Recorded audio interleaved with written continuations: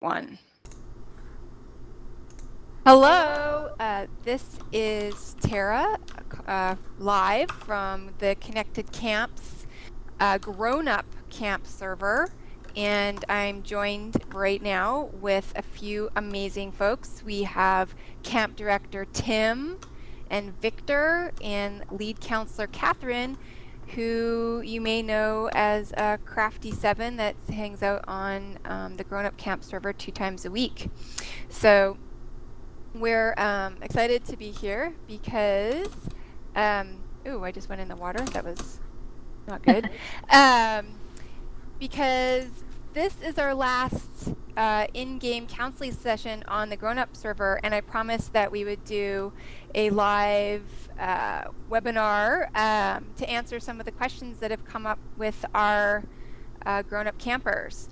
So just to give you an idea about what happens here on Grown Up Camp, a lot of the grown-up campers are either parents who are super curious about what it is that their kids are doing when they're playing Minecraft, and then we have a bunch of educators who are interested in incorporating Minecraft either into their classroom or after-school program, running their own Minecraft server. The majority of our grown-up campers are super beginners. We have a few that have, can get around Minecraft, some that, are ready to advance their skills. So Tim, who's driving right now, he can kind of show you some of the things that our grown-up campers learn during their time, and that includes everything from pixel art, they made some of those beacons over here. Catherine, she taught them pretty much everything they learned here on the server. So Catherine, if you want to jump in, if there's some highlights that you wanted to cover, that would be fantastic. Let's see. Someone built this whole rail system by themselves, which I thought was really impressive. Especially for someone who's really new to Redstone. Mm-hmm. Yep. And then if you guys see upside down horses, that was me. I figured out the whole dinner bone. It took me a while to get that working, but I spawned a few of them. It's nice to see they're still around. Oh, show off the racetrack. So Tim, if you go over towards the Broken Hearts pixel art there in the sky and then take a left, you'll see the start of our racetrack there. So it's like an obstacle course. And pretty much everything on Grown Up Camp server was inspired by what the kids were doing in their online kid camp. So, they had a racetrack and it was popular, so we did that.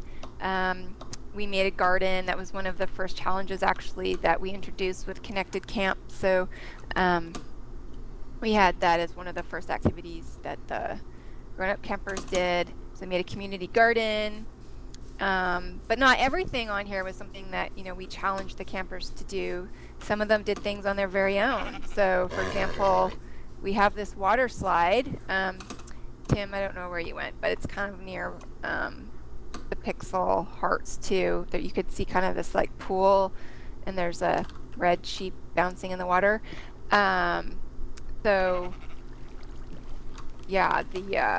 Somebody made the water slide. It was fun. Catherine and I gave it a go. And then I think my favorite thing is really probably the horse barn. I'm a fan of horses anyways, so we learned that. Yeah, a lot of people were having fun with horses, which is pretty awesome. Yeah, I think they were learning how to ride them. That was a favorite. And then a couple people figured out how to ride pigs, which was also fun. My son and I spent a lot of time adding some of the armor to our horses, so he enjoyed that. And actually, we found that there were some parents who were sharing the Minecraft accounts with their kids, and so they would come on the server with their kids, and their kids would help them build.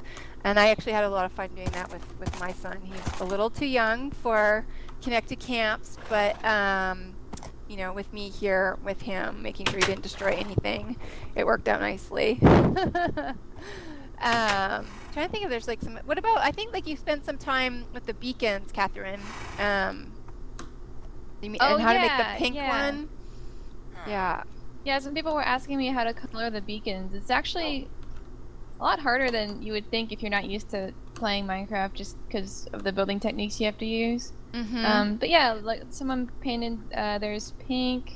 There's a purple one over there. The kids server is just full of beacons. Like they love coloring beacons over there. Oh, that's fun. Yeah. Let's see. And then we did challenge them. They were starting this week. They're supposed to be working on the carnival. Yeah, there's some new builds over there. Okay, so let's see. Where are we at? Yeah, there was a couple. I think there was like a fun boat ride, which I liked. Oh, there's like a little roller coaster in there now. And there was a game I wanted to try, but I didn't have a chance to play yet. What's this one that's like yellow and red here? You know what that one is, Catherine? No, here, I'm trying to get over there, but hold on. I'm coming. Okay. Let's see. Oh yeah, no, I don't know what that is. I saw it though. Walk This Way, Try the Cakewalk by Northern Cakewalk. Glass 53. Yeah. So how does that work? Have you played it Cakewalk in real life? No, I've never heard of it. How does it? Yeah, I played it once. It was at like Ice Cream Social at my junior high, I think. That was years ago. But basically, I don't know if it'll work in Minecraft, but basically there's like, you draw a circle on the ground, and there's like little right baked goods on each piece of the circle, then you walk around it. When the music stops, you stop, and whatever piece you're standing on, you get whatever piece of cake is like assigned to that circle. I don't know. This is just, I guess this is just supposed to kind of look like a cakewalk. I'm not sure if there's a way to like make it work in maybe. Yeah, you can probably make it work in Minecraft. Yeah, they used wooden pressure plates. Oh, okay. You broke it. Oh no. And then there was another one over here that Northern Last made. Take some slime balls, press Q to bowl. Oh. So, I don't know, is this also a carnival game that I'm not aware of? I don't know. I'm gonna try it though. Hold on. Okay. Let's see. Oh, okay. Q. Wait, no. Oh, it kind of works. That's awesome. Oh, wow, it does slide 'cause it's ice. Oh, that's fun. Haha. How do you know if you win? I don't know. Maybe you have to get it into a certain color. Did the kids make carnival games on any of the servers? I know someone was trying to make a high dive. I think that's probably like the closest thing. Yeah, no, there's no real like carnival themed. Probably a good idea. We probably should have had a carnival themed build, but I did not complete. I started to do this fortune teller thing, and then I was trying to think about, like, okay, I could maybe ask some questions, and then people could reply, and then I would tell them their fortune. That's as far as I got with that game. What you could do is have them write something in a book, and then when they put it in a chest, have another dispenser shoot out a random kind of book in that chest with like a random fortune. That would be really tricky though. You could even put like a villager in there to like be the I fortune know. teller. That's what I was thinking. Yeah, exactly. So. Or you can stand in here and just I'll ask you what my fortune is. I think that you have many days of Minecraft ahead of you. That's what I think your fortune is. Very predictable. Okay, so, you know, I know I wanted to get to some of the questions that the grown-ups had. So, Tim, why don't we start with you around coding. So, I think that, you know, when parents are, you know, a lot of parents now want their kids to learn how to code, and, you know, there's no better way than to get them to get interested in coding than by doing it in a game that they love. So can you tell us a little bit about like how parents could introduce coding in Minecraft to their kids?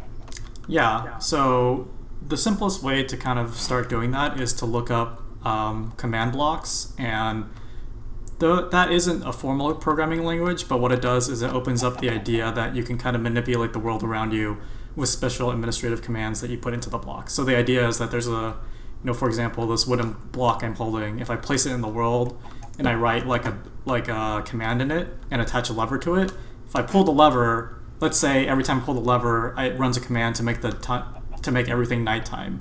That's like a really simple way to introduce, the concept of, thinking about using programs or these systems to, manipulate this virtual world around you.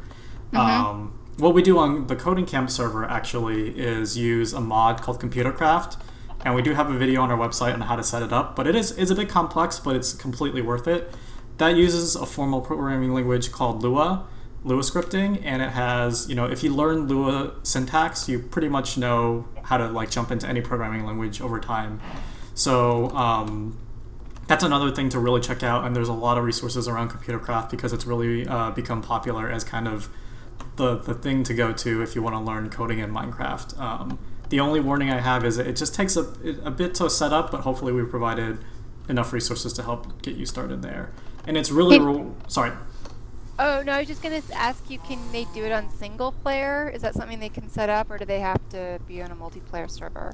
Yeah, that's something you can do in single player. Anything you can do on a multiplayer server, you can technically do on a single player server as well. Computercraft definitely has a single player mode. The only thing for anyone watching is to remember that in our CodingCraft server, we don't use fuel, but on your single player server, you have to use fuel for your turtles. Maybe speaking a bit of jargon here, but you will understand kind of once you get to it. When you code your computers or your turtles, they need fuel to run, and you can either power them with coal or lava. Just remember to do that. Look it up when you install Computercraft, fueling your turtles. Unfortunately, in the Minecraft world, computers run on fossil fuels, which is very strange. We need to work on that. Yeah, it's Maybe very we can strange. send a note to Mojang, ask them to think about that. I mean, they're in one of those like northern European countries where I thought they were the leaders in thinking about alternative. Well, the person who created Computercraft, I don't think he's officially with Mojang, so I don't know where he's located in the world. Well, there's a real opportunity for that because we've been researching, really interesting challenges that are happening around Minecraft, and there's, different ones around, conservation and teaching, different things about what's happening in the real world. So I think there's an opportunity for us there. Okay, so let's see. So we have, you made a video on how to get people set up on Computercraft, and so that's on our YouTube channel for Connected Camps. And will we have a guide or anything coming out in the future? Or we have a guide that we sent to people who joined our camp, but maybe that's something that we can share more widely at some point. Okay, and then any other sort of tips and tricks that you can think of around coding, or maybe like what about Redstone? I mean, that's another one that parents they're thinking about. Yeah, I mean, Redstone is a fantastic way to get introduced, again, like the systems thinking and programming thinking that you kind of need to approach programming, coding and programming with. It's definitely much more analog because Redstone is supposed to emulate kind of like a real-world circuit system, but a lot of it's probably the quickest way to kind of get into that world of coding and programming because Redstone directly is available in Minecraft, the vanilla version. You don't need to install anything. And it directly impacts the world and your builds that you're doing. So whether you're playing survival or creative, Redstone always has a place in kind of automating things or like making crazy contraptions, making crazy doors, trapdoors, automatic farms, automatic anything really.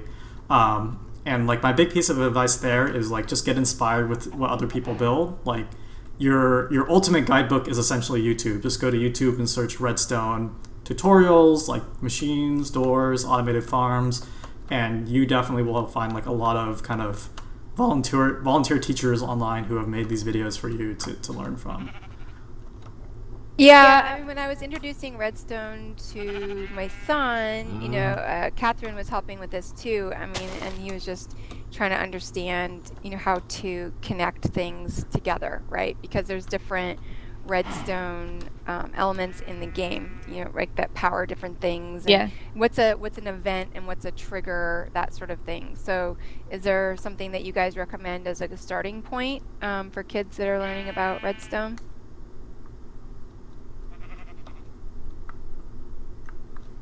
Go ahead, Tim or Catherine. Mine is pretty boring. I think, sorry. I mean, so you have redstone power trails, which, you know, those are just powered by redstone. But what's also interesting is there are redstone kind of detector rails that send out a redstone signal. So anytime a cart goes over this redstone detector signal, it shoots out a redstone detector rail. It shoots out a redstone signal, which can trigger something like, you know, opening a door or anything like that. I mean, that's what I like to do. Yeah, my answer is pretty similar. Just I think working with the rails is a good way to start, just because they use redstone, and you can do some really cool stuff with it. So. Okay, so the rails are good. Yeah, I mean, that's something that when we're building some of the track here, we noticed how important it is to add powered rails so you can keep going, especially when you're going up a big hill. So that was a good start. Okay, and then I wanted to get Victor in on the conversation.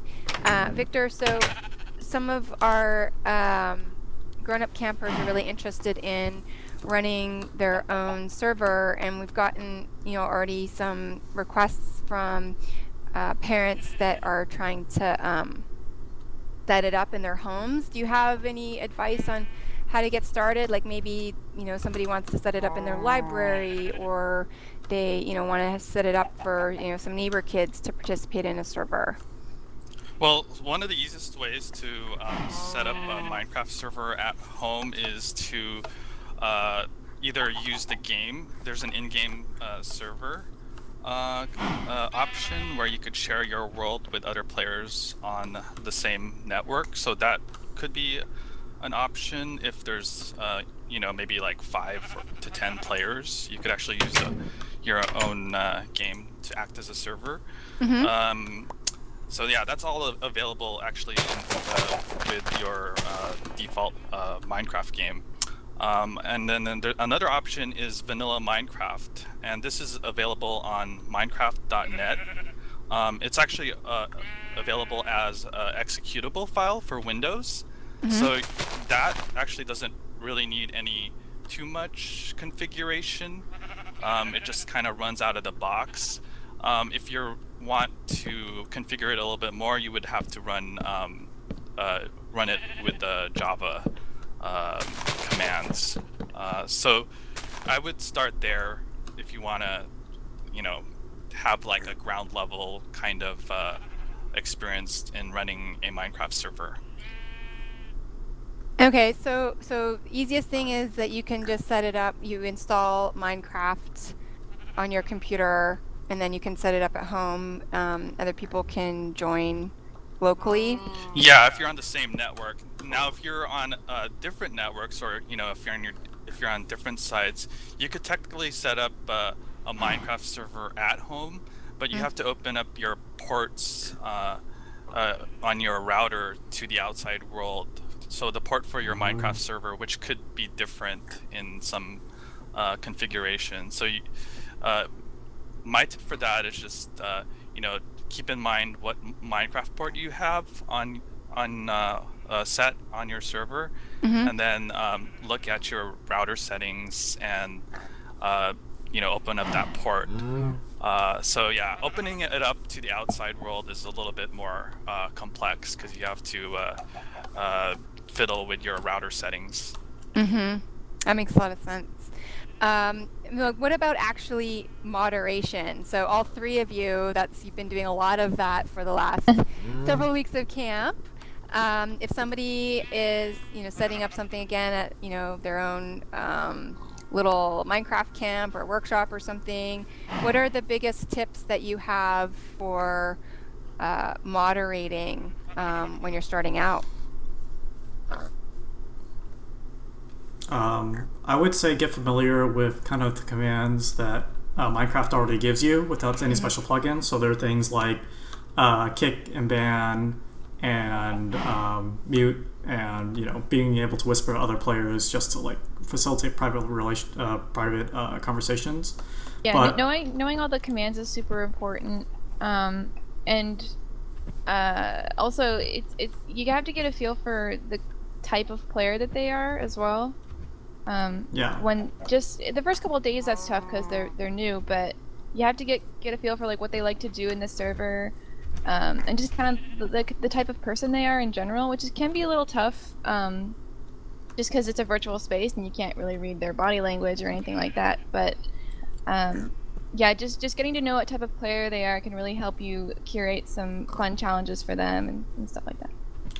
Yeah, I think a lot of at least the people who ask about setting up a server usually is like a parent who wants to make something for their kid and their group of friends, or a teacher who wants to put it in their classroom. And in that situation, like out-of-game moderation is just as important as in-game moderation. Setting boundaries and rules outside of the game as well, or setting boundaries and rules, by talking to people outside the game is like a really effective way to make sure that you run into minimal issues on your server. Mm-hmm. So we have our code of conduct with Connected Camps. Is that pretty similar for many Minecraft environments, you think, or little libraries, etc.? Do you see that being effective if you have a small group or a large group?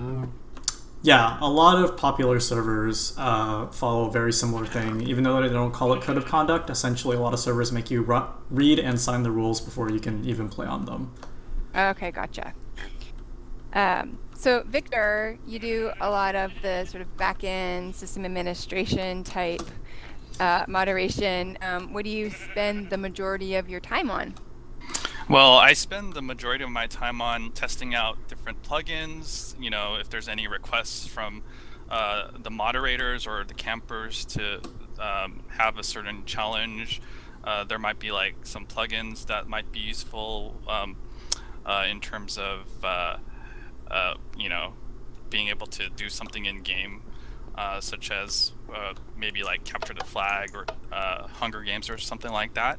Mm-hmm. And then the other thing that I do is in the case of any kind of incident, I kind of look at the logs and see if, kind of play detective on what happened on the server. So that's what I spend most of my time doing, is like sort of being the I guess overseer of like the entire server. So yeah, just looking at it from like a top level view. How do you evaluate the plugins that you need to install? Do you have a process for that? Well, usually a lot of these plugins are third party, so they're not like officially like supported by Mojang. They're developed by a lot of people in the Minecraft community. So if the plugin itself has a lot of support from the community, I usually trust those plugins over ones that don't have as much support or reviews. So that's one thing I look at if it's widely used. And then when I do evaluate the plugin, I test it on a test server first before deploying it out to a live site or a live server. Because you don't want things to break, and you don't want your players to have bad experience with non-working plugins. Right. That makes a lot of sense. So, and you've been installing plugins based on feedback from the counselors. It's something that it's like a learning process, right? So, yeah, it definitely is a learning process because it depends also on the group of players that are on the server. They might want some different features installed, so it requires just listening to your community to see what they want to achieve. Mm-hmm. Okay, that makes a lot of sense. So I know we only have a few minutes left here. So what do you guys have any recommendations? Can the grown-up campers that want to continue to build on their skills, is there anything that you guys do in particular that, when you want to get better at something in Minecraft that you can recommend, sites, resources that you can point them at? Tim, you mentioned some YouTube videos. Yeah. Oh, yeah. Oh, go ahead. Sorry. Oh yeah, there's videos all over YouTube. I personally always reference the Minecraft wiki. I don't know if it's an official website, but I'm always referencing. If you just like Google Minecraft wiki, there's like all of this information just on things in the game. Anything else? In terms of server administration, I've found Spigot. MC.org is a really good reference if you want to get, really level up on Minecraft server administration. And another place that I found that was really useful is there's an admin craft subreddit that's really useful, and the community there is very helpful. Hey, this is a good opportunity. It's raining. Victor, how do you turn the weather off? We get asked that all the time. I usually type in weather clear. So if you're have op privileges or mod privileges, you're able to clear the weather like that. So type in /weather clear. /weather clear. That'll solve the problem. You set the weather to sun and world. There you go. Nice. All right. Any other pro tips, Catherine? Any thoughts on your time on the Grown Up Camp server? Yeah, I personally really enjoyed teaching the grown-ups stuff. Like when we were learning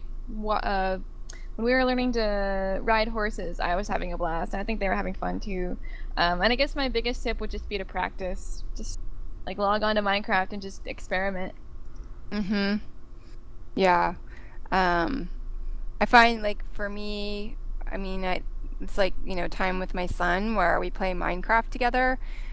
He likes to play on his iPad a lot, so it's always totally different for me when I'm playing on my Mac because there's a lot of stuff that we don't get on the iPad. But it's actually been like a good skill building for him because he has to learn how to use the keys and the mouse and stuff to play when he's on my computer, so that's been kind of fun. I think I would like to spend more time in survival. You made a video actually, Catherine, about survival. Yeah, you want to talk about that? Yeah,